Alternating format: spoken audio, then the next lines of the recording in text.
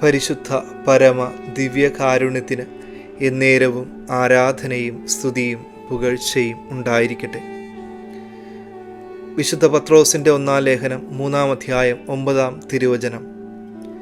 തിന്മയ്ക്ക് തിന്മയോ നിന്ദനത്തിന് നിന്ദനമോ പകരം കൊടുക്കാതെ അനുഗ്രഹിക്കുവിൻ. അനുഗ്രഹം അവകാശമാക്കുന്നതിനു വേണ്ടി വിളിക്കപ്പെട്ടിരിക്കുന്നവരാണല്ലോ നിങ്ങൾ. സുവിശേഷങ്ങൾ വായിക്കുമ്പോൾ ഒരു കാര്യം വ്യക്തമാണ്.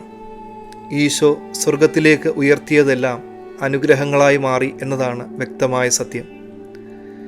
ഇന്ന് തിരുവചനത്തിലൂടെ ഈശോ നമ്മളെയും ഓർമ്മിപ്പിക്കും. നീ തിന്മയ്ക്ക് തിന്മ പകരം കൊടുക്കാതെ അനുഗ്രഹിക്കുവിൻ. കാരണം അനുഗ്രഹം അവകാശമാക്കുവാനാണ് നീ വിളിക്കപ്പെട്ടിരിക്കുന്നത്. സ്വർഗത്തിലേക്ക് ഉയർത്തുന്ന എല്ലാം അനുഗ്രഹങ്ങളായി മാറും.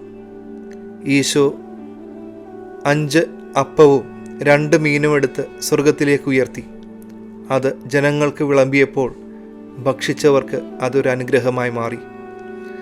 അന്ത്യത്താഴ സമയത്ത് അപ്പം എടുത്തുയർത്തി ഇതെൻ്റെ ശരീരമാണ്, വീഞ്ഞ് എടുത്തുയർത്തി ഇതെൻ്റെ രക്തമാണ് എന്ന് പറഞ്ഞുകൊണ്ട് സ്വന്തം ശിഷ്യന്മാർക്ക് കൊടുത്തപ്പോൾ അത് അവരിൽ അനുഗ്രഹമായി മാറി.